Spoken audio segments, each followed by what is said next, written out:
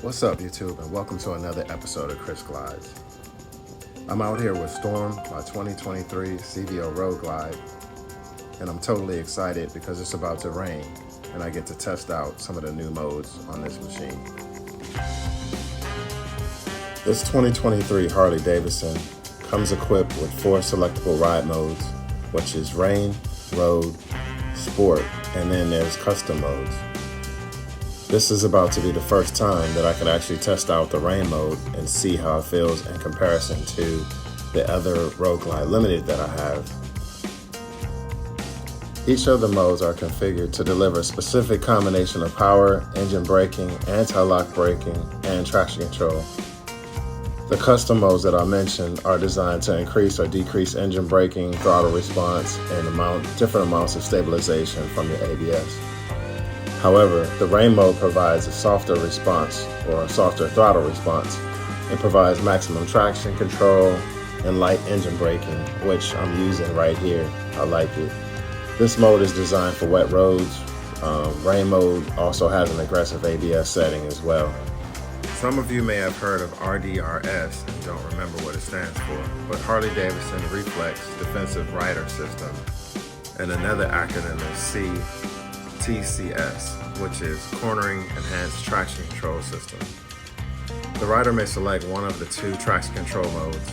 Standard mode is optimized for dry surfaces and rain mode is optimized for wet surfaces. As I mentioned before, the system can also be turned off. The action of TCS is also tailored when cornering occurs based on your lean angle.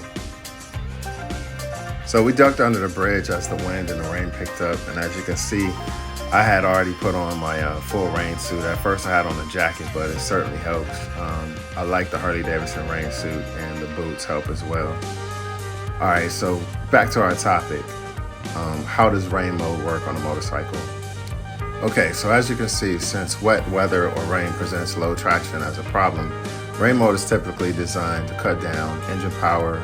It limits a motorcycle's rev range and reduces throttle response. And you can certainly do that in a custom mode, but they already provide one. So when it does this, it delivers power to the rear wheel in a more progressive and relative docile manner to prevent a loss of traction.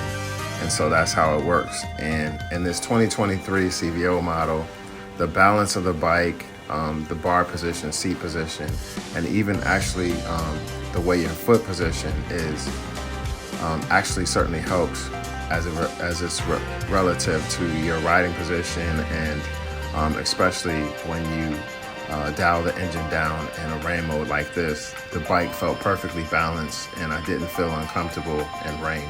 One of the things you'll have if you have like a heavy breather or air intake system is a rain sock. The rain sock will reduce the amount of water that's sucked into the air intake system, which is bad. I was able to put on my rain sock. It came with the kit that I have prior to the start of rain. One of the things you want to do is, remove it when it's not raining outside, because it will reduce your airflow. And one of the things when I did take it off, there was a lot of like rocks and road grime caught on the front of it, along with the water. And as I dried it out, I vacuumed it off because it did even reduce it further, considering it was like a rain sock on there. All right, some people offer different levels of opinion, and one of the things to talk about is, do you need to dry your motorcycle off after the rain? I always do, and I say of course, because you want to make sure after being exposed to the rain that the parts that are exposed to splashes of water and puddles, some of them will dry immediately and like put like rain spots on your bike. But the concern is that water can enter between like the electrical parts and interfere with the electrical functions of your motorcycle. People say, oh, well, it's a motorcycle, it's supposed to be outside, it's supposed to be weather resistant. But just drying your bike off, adds longevity to the bike. It prevents, corrosiveness.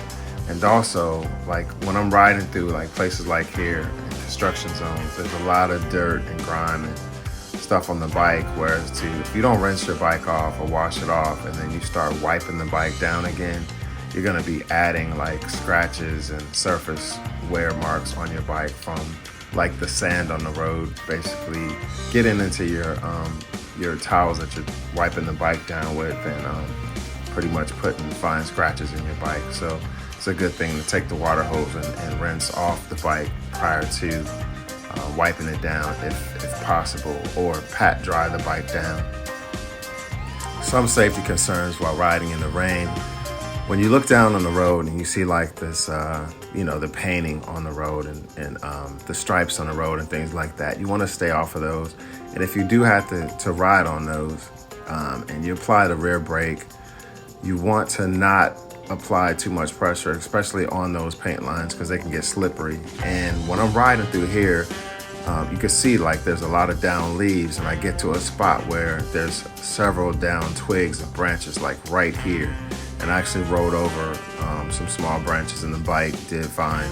Just ride straight through it as opposed to trying to turn. You want to also keep a lookout for any railroad tracks. Railroad tracks are really slippery, and it's like one of the leading causes for people to go down when it's raining. But just always remember, there's no substitute for safe riding. And keep in mind, as you change various modes on the bike too, all of a sudden you're actually changing like the engine braking of the bike. So change modes, not necessarily on the fly. If you are, just make sure you're going in a straight pattern, and you don't change modes abruptly. Some motorcycles might not even say rain mode. As you know, it'll most likely have also a traction control mode, which when you turn the bike on, it should automatically be on. But one of the things you want to remember, if you do have it disabled or turned off, you definitely want to have your traction control set to on. Without your traction control, even if it's dry, your bike may drift, it may wheelie, or you might even do a burnout. And that's definitely not something you want to do in the rain unless you're extremely trained and you're on a closed course and you're doing some kind of practicing for aggressive rain riding.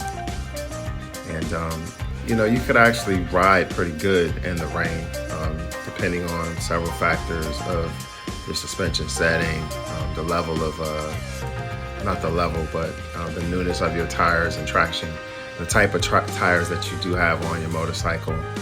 And always keep your feet on the pegs. Don't try and like balance the bike with your feet hanging off. Never do that, even when it's dry outside. Keep your feet planted on the pegs, and use the engine and the power of the engine and the clutch and things like that to actually balance the bike out. On a Harley-Davidson bagger, you really don't need to be trying to do leaning and cornering and things like that. You don't need to make any aggressive like leaning motions when you ride on a bagger. A lot of that is for sports bikes, and even on sports bikes, you don't have to do it unless you're on a closed track. So a lot of that stuff is also a myth. The Harley-Davidson RDRS safety enhancements, they were designed to present a collection of technology enhancements for rider confidence during unexpected situations or poor road conditions.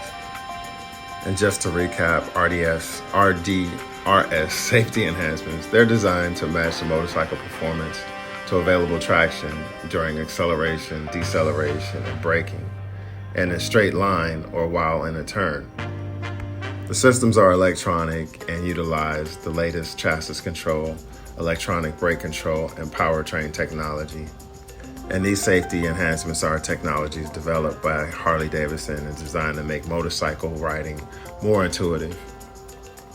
The intent is to assist every rider of every skill set in unexpected movement and electronic intervention, which may help when a rider has to do things like react more quickly because of the rain. And it allows for more precision than our own natural reflexes, and acts faster than we can actually react.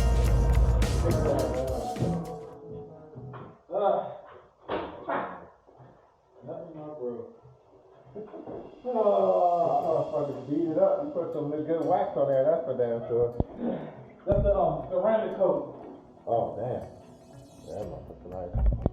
Woo, woo. At least I know now how this bike will do in the rain. It rides good in the rain. I had a rain mode. When I downshifted, I felt the back tire slip a little bit, but that's because I did it kind of hard, but it was like on the straightaway.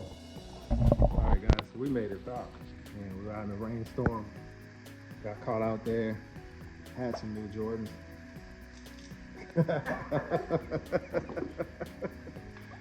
Oh man. Oh well. Donation. But anyway, yeah, man, we rode out, and this is what it looks like. How good this bike looks. You got it. Let's say you got it ceramic coated on there, and this thing is. It looked like you're just gonna dry it off, and it's not gonna be any smudges on there. In comparison to, I have regular spray wax, and you can see it's a difference. But check this off now. But yeah, this chrome color exhaust, I don't know what it's called, but it's like a dark chrome, black chrome exhaust. That thing looks nasty when it gets dirty, and black holds up way better, as you can see. I mean, it's black, so I mean, it shows dirt, but it's just not like, smudges from there. So a little bit of wipe down, maybe a full wash, and we'll be back in business. Yeah, we were saying that, I think, no, that has traction control too for rain. That one, yeah. It's just a heavier bike, and that 21-inch wheel, I can now feel the difference after riding on this 19-inch.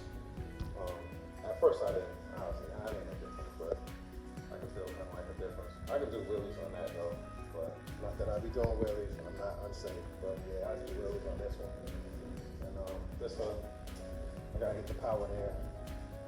So, but hey guys, talk to y'all later. Thanks for watching the short clip. Bye.